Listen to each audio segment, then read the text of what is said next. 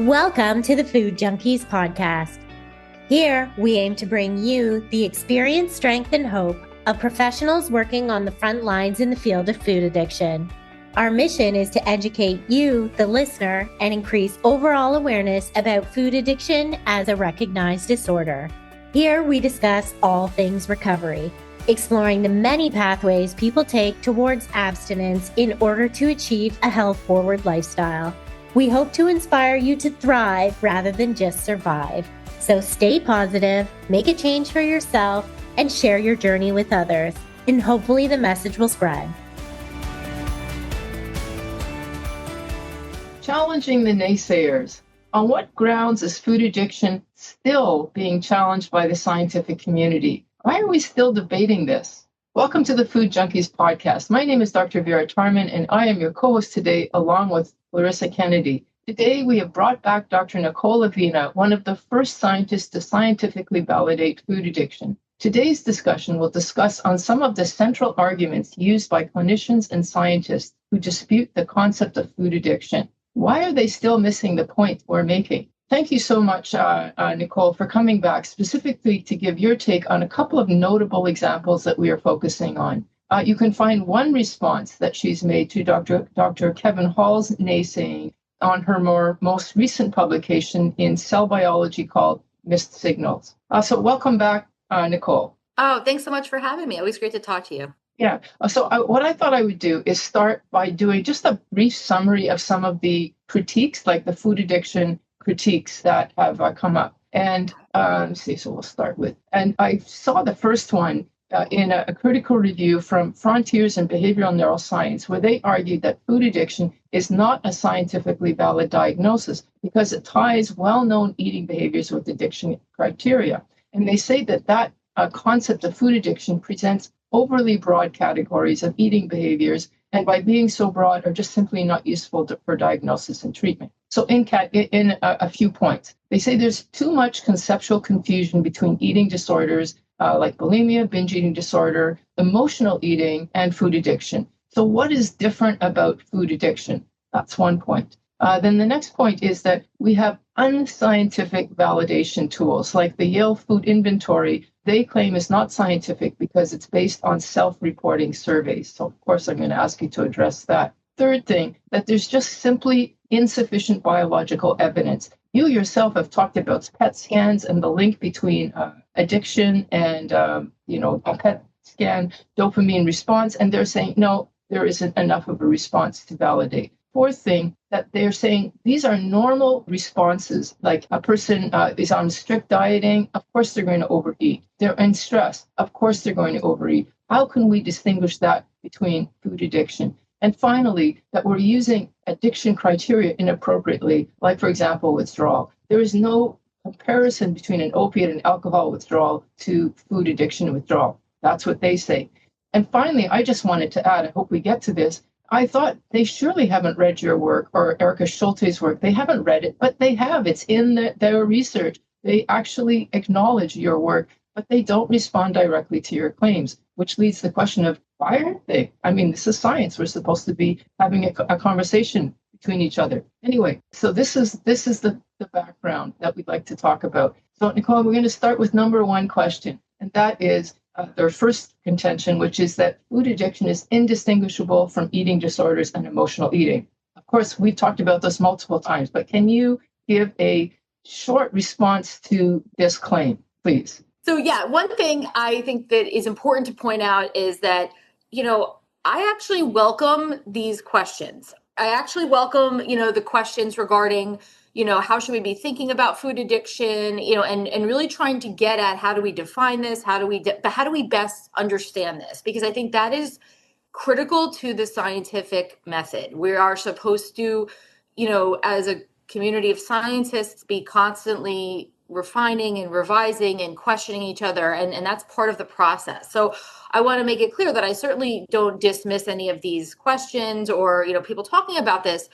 But like you mentioned earlier, a lot of these issues have already been kind of discussed and refuted in previous papers. And I'll tell you, I spent, the earlier part of my career responding to papers kind of like this, where, questions were raised about the validity of the concept. Is this something worth studying? And how is it different than eating disorders? And, they've already kind of been discussed.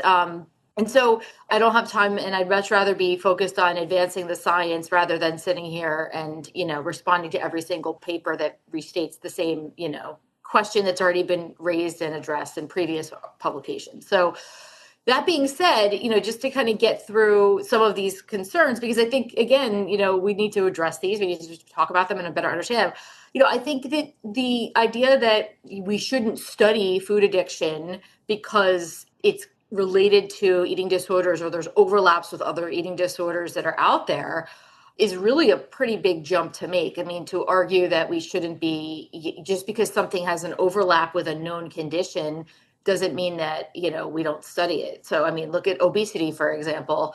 Obesity is a symptom of a variety of different conditions, right? And it has a variety of different comorbidities that can come along with it. It's a symptom. But that doesn't mean we, don't study things just because they have obesity in common, right? So I think that that's important to keep in mind that, just because, something is related to or shares symptoms with other conditions doesn't mean it is the same as those other conditions. And that's what warrants us to further study it. And so I think that, yes, there are certainly overlaps in some of the symptoms that we see with food addiction and also some of the symptoms that maybe we see with certain types of eating disorders, but that doesn't mean that they're synonymous. So that's why we need to better understand them and better, study this so we can understand exactly how they're different. So interestingly, you said that you've answered many of these kinds of calls to criticize the food addiction paradigm in the past. One of the things I'm really interested in is that in your doing so and in your ongoing research, they actually address this ongoing research. Why are they not addressing your rebuttals, as it were? I don't know. You would have to ask the people who are making those claims and those statements. I'm not quite sure. I do think that, it does seem to me that, there is a group of individuals who, for some reason or another, just don't want this to be recognized as a thing. And, initially when I first started doing this research, and this is going back, over 20 some years ago, a lot more of the pushback was coming from the addiction community, and people were trying to say that, oh, how could you say like food is similar to, something that, is so devastating to people's lives, like alcohol addiction or cocaine addiction or other drug addictions. And the reality is that food addiction can be just as deadly and dangerous for people, right? I mean, people really struggle with this as a condition. And just because it isn't, recognized widely doesn't mean that it isn't happening. And so I think that we need to, be mindful of that when we just decide that we're going to, dismiss something because it might, insult other people who have other conditions, you're thereby insulting the people who are really struggling with a food addiction. And so I think that, we need to be cognizant of the fact that we need to keep an open mind when it comes to better understanding these nuances between these different conditions that we're talking about. Okay, so getting to the other point that you were making, which was that the question that it's not scientifically validated. So first of all, the Yale Food Inventory, they're questioning the scientific value of that, saying it's just self-reported surveys. Anybody can say anything. How can we know that that's true science? So can you respond to that? Is the Yale Food Inventory methodologically sound? Yeah. The Yale Food Addiction Scale, the YFAS, that is the tool that you're referring to. And yes, that is a scientifically validated instrument that's been used widely across, I don't even know, hundreds, if not thousands of research studies at this point. It's been translated into multiple languages. I mean, it is, the most scientifically validated tool that we have to understand food addiction at this point. And to argue that just because something is self-report would then negate its validity as a scientific tool, I don't agree with that, because if that's the case, then we need to throw every depression inventory out the window. So that means that, nobody's depressed because that's all self-report. Same with substance use disorder, the alcohol use disorder inventory, that's self-report. So yeah, I mean, most of the tools that we have available, especially from a mental health standpoint, are going to be on some level self-report, because the person who is, engaging in the behavior and living the life has to report on what those behaviors are and their relationship with the substance and so on and so forth. So I don't agree that, just because something is a self-report, metric means that it's not scientifically validated. Now, obviously, I'm not a clinician, but you are. So you could speak to this in the sense that, yes, typically it is my understanding that when you're working with a patient and you're providing a diagnosis, you want to use a combination of not only, a self-report inventory, but also, a clinical interview and other biological measures, when they're warranted. But that doesn't necessarily always mean that there are going to be biological measures that one can collect. Like going back to the depression example, I'm not really aware of any, blood tests for depression. I think we need to keep all this in mind when, we're thinking about how we consider the, way in which we're characterizing food addiction in terms of how we look at other mental health conditions as well. Yeah, I think that, we could wipe out the whole field of psychiatry if we only looked for biological measures. Yeah, you're right. In fact, it's been a critique of psychiatry that you can get as many diagnoses as there are psychiatrists in a room, because it's based on tools that are not biologically based. But with food addiction, we actually do have some biological basis. So I would like you to speak to that. And this refers to Kevin Hall's sort of quite startling report that came out about maybe a year ago, not quite a year ago. So could you talk a little bit about that report, the importance of that, and then the whole biological piece behind that? Yeah, so the study that you're referring to that came out of Kevin Hall's lab was really, designed to assess using PET imaging, which is a form of neuroimaging, neural responses that are related to food intake. And this was looked at within the context of food addiction.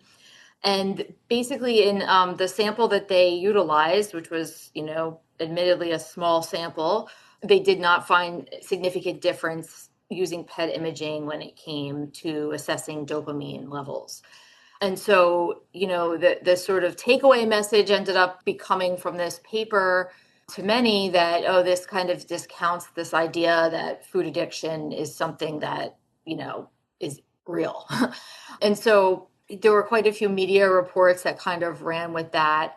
And my colleagues and I, following the typical way in which you respond to scientific papers when you don't agree with the findings, we then, when the paper came out, submitted a letter to the editor of Cell Biology in response to that paper, outlining, the reasons why we didn't agree with the conclusions, outlining the, limitations that we saw in the methodological approach.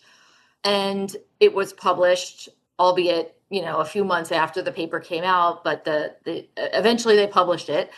And yeah, so we can, we have that out there in the literature. And so, people are welcome to take a look at that paper and kind of see the details in terms of our response to it.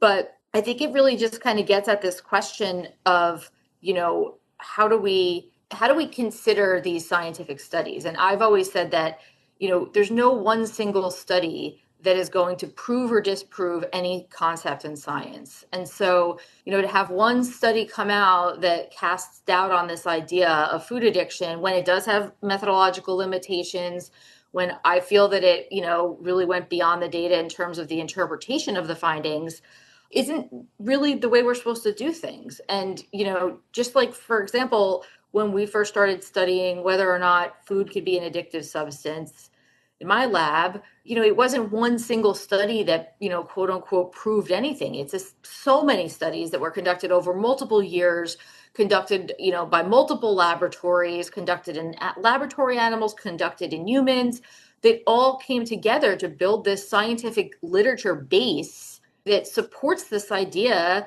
that, yes, the construct of food addiction is something that is real and it's valid. And it's something that we should continue to further study. And it's something that we need to better understand so we can help people who are struggling with it, so we can develop treatment, so we can develop prevention for it. But that was not one study. That was many, many studies over many, many years. And so it's frustrating to me as a researcher, and it should be frustrating to all researchers, to be honest, when, the media highlights one study and says, oh, this is the study that says, oh, we shouldn't study food addiction. Food addiction isn't real. It's casting doubt on this idea. When, for the, one, empirical study that suggests, oh, maybe we need to think about this. We have, hundreds and hundreds of other studies using more precise techniques that are better suited to measure dopamine levels that suggests the opposite, in the sense that, there is this, dopaminergic response to eating highly palatable food that's related to food addiction. Would you be willing to be more specific in your rebuttal? Like, you had 4 or 5 reasons why you felt that, yes, in fact, food addiction does exist, just because it's helpful for people to actually know what is the science. So we've got the dopamine spikes, and we've got the actual tests, and we've got the actual subjects. Can you elaborate a little bit on your rebuttal paper? Yeah, sure. So, when we were trying to, again, we want to, with these rebuttal papers, especially when it's like, a letter to the editor, typically when you're working on something like that, you want to try to be brief and to the point in terms of, kind of just highlighting this sort of like, here are the main problems that we see, and here are, some of the ways in which we would like to see this better addressed, or, how would we maybe look at this from a different perspective? So it's very much a letter to the editor, in the sense that it's kind of like a highlight of, here are the sort of overarching issues that we see that, warrant further discussion. And so, like you said, the first one is the use of the PET imaging. Now, PET imaging, that stands for positron emission tomography. And so basically this is a form of neuroimaging that is shown to be less sensitive in detecting dopamine release than other types of methodologies. So, for example, microdialysis, which is something we can't really do in human studies, but we can do in preclinical studies, is much more precise at showing changes in dopamine levels. And we've published papers, and other labs have published papers that have shown that palatable foods that are high in sugar and fat can actually increase dopamine levels by 130 to 200%, which is comparable to substances like alcohol or opioids or even nicotine. So again, these studies that are using more precise tools for the thing that's trying to be measured are showing parallels between what we see with drugs of abuse and palatable food. So I think that's right. And Hell's study just focuses on the PET scan. Right. So in their study, they were, using just the PET imaging. And, it's also important to point out that there's been studies that have been published using PET imaging, that show, or actually I should say fail to show, a significant increase in dopamine release for known addictive drugs, like, for example, nicotine or alcohol or even opiates. So, we don't say that those drugs aren't addictive just because a PET study showed that they weren't releasing dopamine, right? I mean, no one's going to certainly argue that. So again, I think that, there's really, it's not the standard tool that's used. It's certainly a tool that can be used as part of, like I said, this sort of wider discussion and this sort of broader picture of how do we assess whether or not something's addictive. But to boil down, whether or not something's real or not based off of a PET scan is, I don't think, a wise idea, especially, like I said, because it's not necessarily the most powerful tool to be utilizing in that case. Yeah. You mentioned the actual drink itself, the tempting food. Yeah, so the milkshake, so in this particular study, they used a test milkshake that actually ended up being lower in sugar and also lower in its volume than what would be real world equivalents. So, for example, like the test shake used 1/3 of the amount of added sugar that you would find in a small McDonald's milkshake. So again, this lower sugar concentration could have resulted in a weaker dopamine response, which again, this was conducted in human beings who presumably have been eating, American food, which is very high in added sugar. And so if they're then offered a milkshake that is not the typical sugar content of a milkshake that perhaps they're accustomed to having, then yes, you would expect that to release less dopamine or not show a significant rise in dopamine. So I think that that's something to keep in mind, that, it didn't necessarily map onto sort of the real world experience that people were perhaps expecting. Right. Okay. And then also the subjects themselves. I think you said that they didn't isolate food addicts versus non-food addicts, and that would be probably a pretty important variable also to control for. Oh, absolutely. Yeah. And I don't know, like I said, I'm not part of the research team. I wasn't consulted on the project by any means, but I do think that if we're going to talk about addiction, it would have been interesting to kind of, break people up into people who did identify as having a food addiction versus those that didn't. And I think that could have been certainly more telling in terms of understanding, how these findings might relate to the study of food addiction. Yeah. And I think there was one more, which was the timing. Yeah. That this is 30 minutes post-ingestion, and food addiction involves a whole time frame. Yeah. And again, some of these, and again, I do, I feel for the researchers in the sense that, in conducting these studies, we can't always do things exactly the way we would like to do, right? So sometimes these time constraints and these limitations in terms of, how we have to measure things are just due to the nature of the technology that's being used. But that being said, yeah, a 30-minute wait between ingesting it and seeing the findings is, going to be very different than perhaps something that was more closely related to the time during which it was consumed. Also, I think that the, pre-anticipatory response of dopamine, that's been something that's been well studied in the addiction field, is important, especially when it comes to food addiction, when it comes to our modern food environment. A lot of that sort of priming and that desire and that urge to consume something is actually happening before somebody even consumes the item, right before that. So the amount of time, that time leading up to the consumption is very critical and important too, in terms of looking at dopamine levels.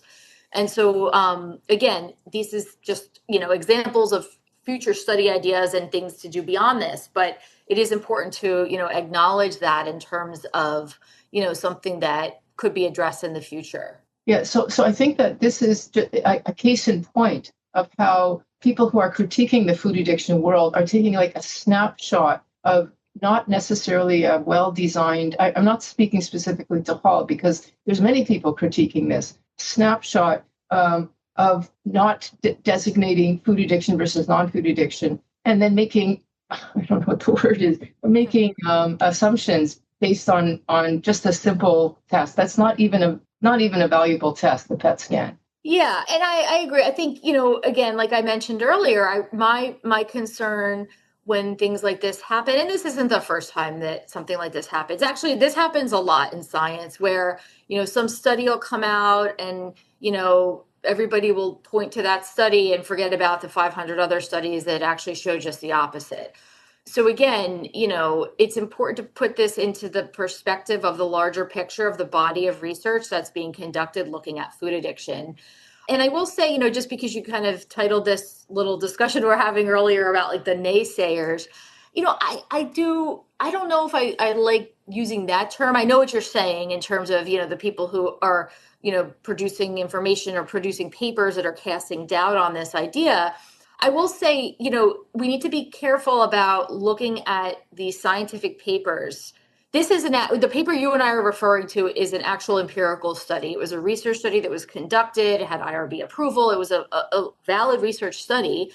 But there's quite a few other, I would say, more of the naysayers that are simply people who are writing papers that are talking about this that aren't actually showing any data to back up their opinions. They're really just kind of like casting doubt on this idea without any empirical research to back it up.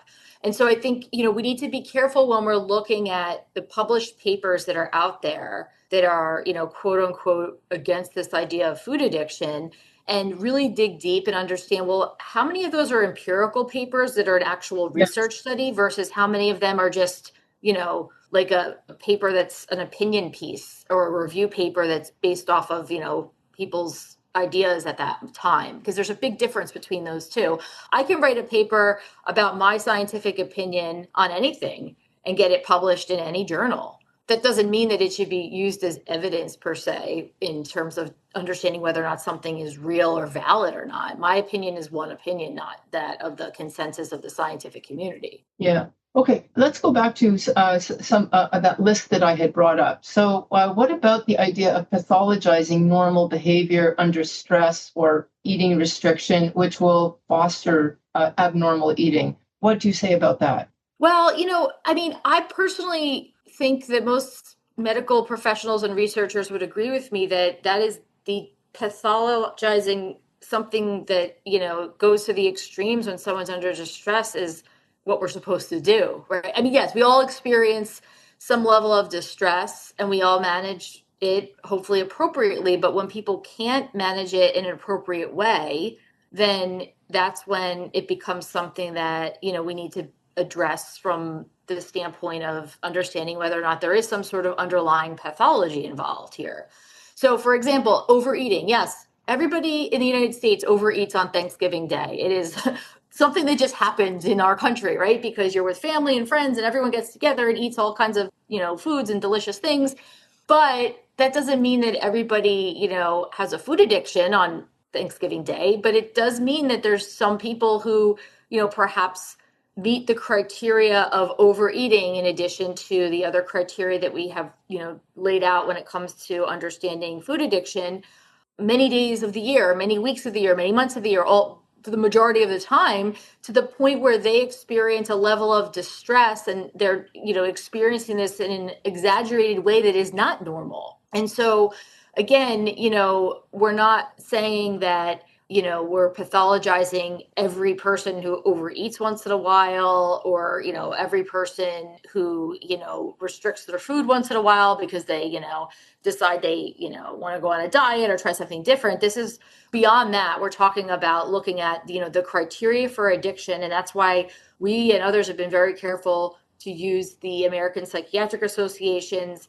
DSM criteria for substance use disorder in terms of how we frame out the concept of food addiction and how we would understand whether or not someone meets the criteria for having a food addiction. And when an individual is meeting many of those criteria, then yes, I think that warrants understanding this from the standpoint of them having some sort of pathology. But if someone's, meeting one or two criteria now and then, no, that's not an addiction. And we know that. Just like same with alcohol, people can drink a glass of wine, now and then or a couple times a week, and they don't have an underlying pathology. But there are people who go to the extreme and do, and then they have alcohol use disorder. I mean, it speaks to the continuum of addictive behaviors from overuse to actual adverse use or problematic use. Yeah. Lots of people drink under stress and then recognize, oh, this is too much. And then they set limits around it or restrictions. And again, like nobody questions that. So why, when we look at like food addiction and saying somebody might be doing this, is now we're like causing eating disorders or problematic behaviors, right? It's just, I think, the natural tendency of us to notice what's working and what's not working, and then make those adjustments accordingly, not like having to pathologize everything all the time. Yeah. Let's talk about one bone of contention that many people in the critical world have, which is that there's no withdrawal or tolerance in food addiction like there is to opiates or alcohol. You don't have seizures or shakes and sweats. Well, actually, I think some people do, but so what's the difference between that feeling of deprivation from dieting to an actual withdrawal? Yeah. Yeah. So that I don't agree with that in the sense that, there are drugs like, for example, cocaine that don't have a very clear, withdrawal syndrome. There's been some papers that have been published, most recently from Erica's lab, looking at, processed food withdrawal, and they've developed some very nice research studies that have been looking at specifically the withdrawal component and show that the timeline of the experience of withdrawal symptoms from ultra processed food is, what we would expect to see in 2 to 5 days seems to be like the peak of the withdrawal experience. And these are things like, lethargy, irritability, similar to the types of withdrawal symptoms that people who are withdrawing from nicotine experience. Yeah. So you don't have to have a life-threatening withdrawal syndrome where you're having seizures. That's extremely rare in order for you to be considered as having an addiction. even people who have alcohol use disorder, it's only people who have extremely severe forms of alcohol use disorder that would experience seizures in response to their alcohol use. There's many, many, many more people who have alcohol use disorder that never, ever have a seizure. So, to kind of make this argument that we have to have these extreme forms of withdrawal, isn't an accurate way in which we understand how addiction works. That's actually not at all how it works. And, again, going back to the tolerance piece of it, because you mentioned that as well, we certainly do see tolerance when it comes to food. If you take a look at some of our earlier preclinical studies, we showed that quite clearly in our laboratory animals that there was an increasing need to escalate intake in order to, show satisfaction. And I think if you speak with people who struggle with a food addiction, they argue that, yes, I feel like I need to eat more. I feel like I need to have more of it to feel good. If I think if the taste of the food was enough to satisfy the individual, there probably wouldn't need to consume more and more of it. And there wouldn't necessarily be so much of a problem in the sense of the comorbidities that often can come with food addiction, like obesity and cardiovascular issues and diabetes and so on. So, yeah, I think we need to be mindful that, the typical addict in our society is actually still a smoker, someone who's using nicotine, and they don't necessarily, have this tolerance that has, no ceiling, and they don't have this, very obvious withdrawal syndrome that emerges. If anything, it could be mild compared to what we see, with other types of drugs. Yeah, it seems like part of the problem is, we talk about food addiction, which includes so many foods, and then food itself being an addiction amongst other addictions, that there's such a wide window of variability that often these researchers are looking for specific categories where they can say, this is what I expect, so that I can use a tool to diagnose or then a treatment to specifically go. So we need to be I think we're still hampered because we're early days in dealing with a very bulky, large phenomena in food addiction. Yeah, you're so right, Vera. I love the way that you said that, because it does really capture kind of what's happening from the science standpoint, in the sense that, even when we get participants to be a part of research studies, I mean, the variability amongst those participants in terms of the types of foods that they're eating, how much added sugar they're having every day, maybe some of the comorbidities that they might have in addition to a food addiction, like, obesity or cardiovascular disease, diabetes, whatever. All of these things are so variable compared to other drugs that we've been studying traditionally. So, for example, if you compare it to nicotine use, I mean, you can say to somebody, how many packs of cigarettes do you smoke a day? And you can characterize people into subgroups and know that, yeah, they're pretty, homogeneous. If they're smoking 2 packs a day, they're probably, the cigarettes they're smoking are similar in the amount of nicotine that they contain. Cigarettes are cigarettes to the most degree. But when we talk about ultra-processed food, I mean, it varies widely. And how much people are consuming on a day-to-day basis is going to vary. And so it is very different. We're talking about, much more variable cohorts of individuals that are being studied. And that does kind of create this, problem for our understanding of the research at this point, because we do have, like you said, this lack of cohesiveness when it comes to looking at this. Yeah, even the definition of food addiction, what is it? There's a lack of cohesiveness. And I think that that's partly what the critiques of food addiction are jumping on, is that we don't have a thing yet that we can actually study in that way. Yeah, I would say, though, look, that's no reason not to study it. Just because we haven't been able to understand it to the point where we can define it precisely, it doesn't mean you don't study it. just because we can't clearly characterize what it is. That's why we need to keep doing the research and keep studying it so we can better understand it. I mean, can you imagine if historically, as diseases were discovered that we didn't know much about, we just abandoned studying them because we didn't know what they were? Yeah. That would be catastrophic to our society. So again, I think we need to be careful. And, I think most of the scientists who've been studying food addiction have been very careful. I mean, I know even when we first started doing this work, I didn't even use the word addiction in our early research studies because we felt we hadn't adequately, shown that it was addictive, even though we felt that, we had, enough evidence to say it.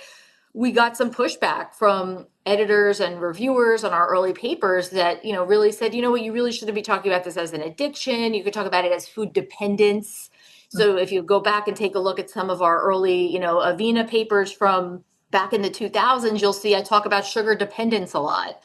And that's, again, because, even though we were showing the criteria for addiction, there was this sort of pushback in the scientific community about talking about addiction. Because back then, there was no addiction medicine really. And certainly the people who were studying eating behavior or obesity were not going to the same conferences as the addiction medicine people or addiction. And so there was really very siloed areas of work that were happening. But it doesn't mean we don't study it. It just means we keep studying it till we figure it out and refine it. So yes, I think you're right, Vera, that has been kind of pointed to as a reason to cast doubt on this idea because there's no unified definition of it. But I mean, look at the other conditions that are out there that over the years we've learned more and more and more about. We refine the definitions of diseases as we learn about them. Okay, so one of the things that you brought out earlier is that I'm a clinician, you're a researcher. And so when a study like Hall's study comes out or this critical review of food addiction in general, my response as a clinician is, oh no, now we're going to be delayed, the ICD, the DSM-5 that may accept us, another delay. Whereas I hear you saying, no, this is good for scientific inquiry. Did you want to speak to that? Yeah, no, I do. And again, I think, we're supposed to be questioning and having these discussions. If we just blindly accept everything that's put out there, that's not how science works. There's supposed to be this, scientific discord and this kind of back and forth, and that helps us to better understand these issues and to ask the right questions. So I think that if anything, this is just another part of the body of literature that's out there to understand, is food addictive and how do we understand it? So, yeah, and I would say, in terms of worrying that that's going to sort of delay or detract from any, progress that's being made with the ICD or APA or whatnot, it shouldn't because, there should be scientists that are evaluating, the information that's being put forward and they should be able to critically look at all pieces of the information and not just focus on one single study that, like we talked about, has been, highlighted now as having, some limitations that need to be mentioned. Yeah, and of course the media just broadcasts a distorted message in regards to this scientific inquiry. It becomes a political issue, basically. Well, yeah. And unfortunately, I think that is something that is happening, that, it does become like a political issue, especially here in the US, because there has been, a lot of focus on looking at our food supply, looking at, what's going on in terms of, ingredients in our food and things of that nature, which we haven't really done much of in previous administrations. So yeah, now there's this sort of, somewhat of a politicalizing of this issue, which shouldn't be. I mean, science should be apolitical and, we shouldn't be, looking at this through, in my opinion, a political lens at all. Or an economic lens. I mean, I don't want to be a conspiracy theorist, but I do question, why is there so much resistance to this? Is it economical, in other words, in support of big food? Or is it truly clinical inquiry, cautious, edging slowly, carefully forward? Yeah, I don't know if you have the answer to that. Just give me your idea. Yeah, no, I agree. Hey, I think that we all need to be, highly critical of all of the information that's out there in the media and understand that, yeah, there are lots of different types of influencers that are out there. And I do think that, yes, there could be some, economic motivations behind, some of this casting of doubt. But I think that at the end of the day, that's why I think it's important to, like I said earlier, really look at the source of these academic papers and understand, okay, is this an actual study that was done or is this an opinion piece? And if it is an opinion piece, again, are these just the same opinions that have already been addressed in previous publications? I had to make a concerted decision years ago, that I can't respond to every negative paper or negative, critique that's out there of food addiction. I'll have no time to do any actual research and advance the field if I did that. So I became more selective with the things that I responded to. I'd love to, if I had all the time in the world, I would respond to everything to set the record straight, but there's just not enough time in the day. And so I think, we need to keep that in mind, that there's limitations in terms on where these discussions go. And I think, when looking at those papers, it is important to look at whether or not they are actual studies versus, just, again, opinions that people are kind of putting out there. Okay, so one area where I noticed that there's a kind of resistance to our message is in the whole bariatric obesity community. Did you want to speak to that? Why? I mean, is it the fact that the GLP-1s are now sort of dominating the scene, that they're not interested in food addiction? But it just seems that they're not that interested. Do you have any ideas on why that might be? Oh, I hadn't really seen that in terms of, are you saying that people who are performing bariatric surgery or patients who have bariatric surgery are not aligned with the idea that perhaps that food addiction could be involved in it? I think actually they're probably a little bit more aligned. I'm thinking more just the general obesity physician who continues to promote the sort of standard,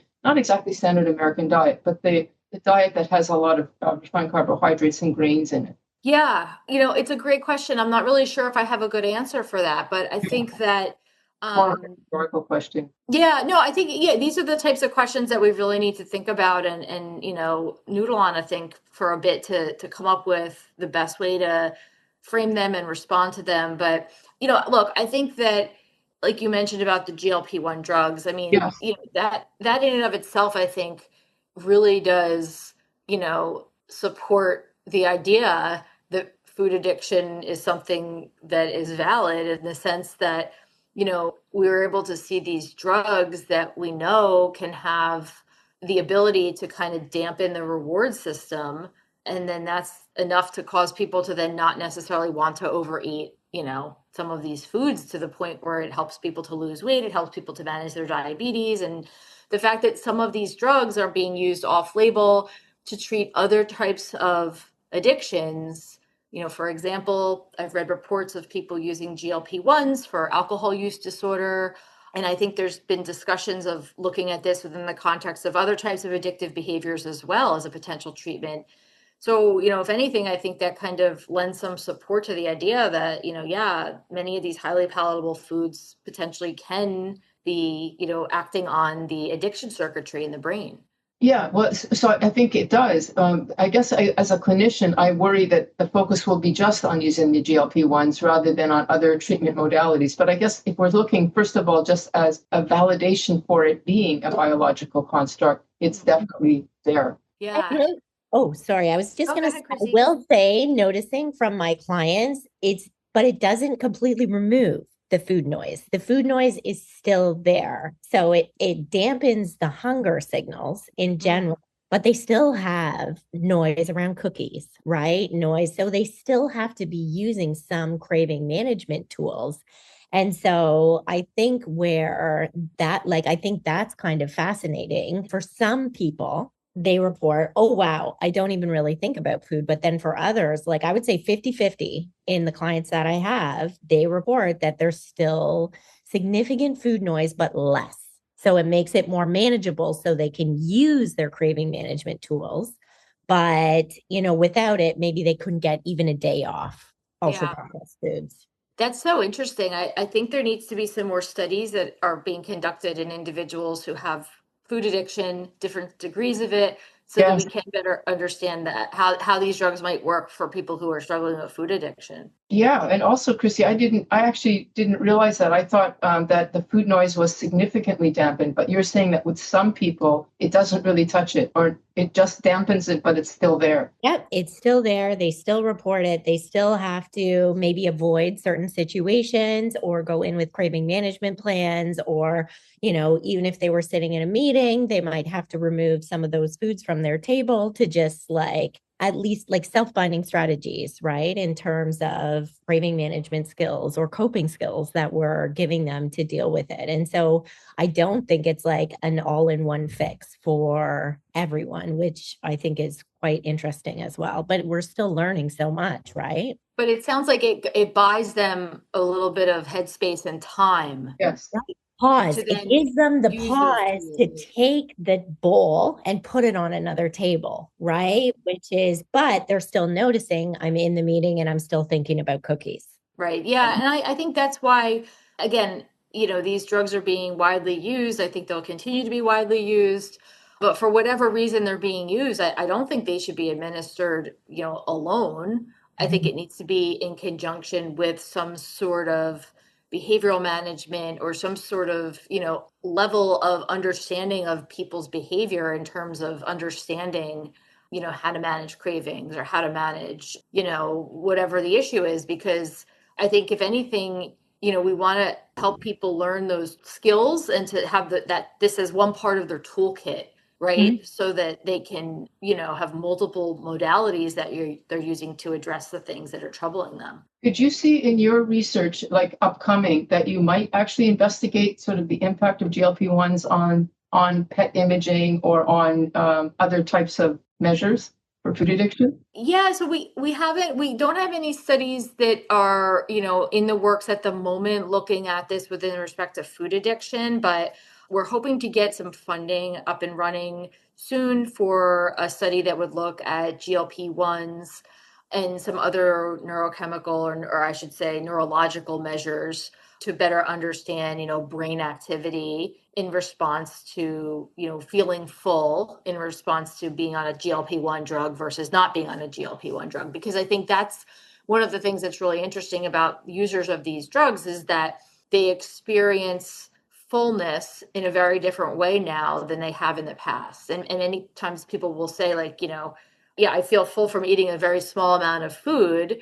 And so I'm really interested in kind of what that looks like in the brain and how is the brain, reacting to that satiety, especially because for many people, it's a very new experience. A lot of people haven't experienced that type of satiety, perhaps in their adult lives that they can recall. So I'm hoping we can get some funding in place for that study. That'll be our next GLP-1 research area that we're going into. Okay, good. Christy, I want to ask you, so in your clinical experience, when people say they feel full, I mean, we know as food addicts that feeling full is an obstacle. I'm still craving the food. I wish I wasn't full. Do you find that feeling of fullness is a different kind of fullness? I think this is what Nicole is actually addressing, but clinically, what's your experience about that? So what clients will report is that usually they do a bit of structure. So they actually have no idea what fullness feels like initially. And then they teach themselves what fullness feels like. But they still have to be eating mindfully. They can only tune and tap into their interoception, right? Hunger and fullness if they are regulated. So if they're eating in front of the TV, even if it's whole foods, they miss that fullness signal. And so I will definitely in private practice and even in a sweet sobriety, those clients who eat at the dinner table, regulated, are the ones reporting fullness signals.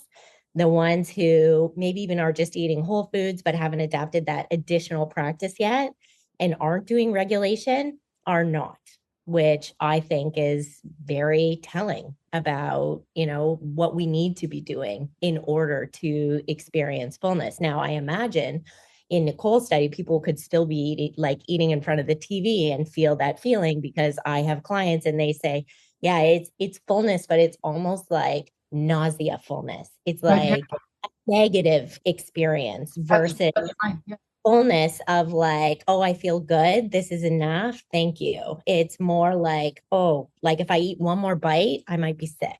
Well, yeah, I think there's two different things there. And I think some of that's dose dependent, some of that's the drug dependent, like the types of drugs.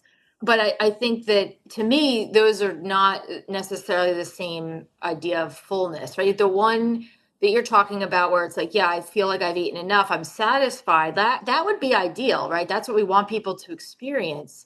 But this other type of oh, I can't eat anymore because I feel physically sick, I'm nauseated. That's not really fullness. That's more of just our body's natural response to how we would approach food if we were nauseous, right? You're not going to eat if you're nauseous from anything, right? It's an automatic turnoff. So to me, it's operating on a different system in the brain when people experience those different types of and I'm responses. wondering I'm wondering if they just haven't yet learned how to eat yet on a GLP to get to the level where they feel satisfied versus that, oh, because they're used to eating more, right? So that Right. desire, and maybe they're eating too fast. And maybe again, this mindfulness piece is they haven't been on them long enough to learn how to eat, which I think is probably a whole new rewiring and reteaching of relationship with food. Yeah, you could be right.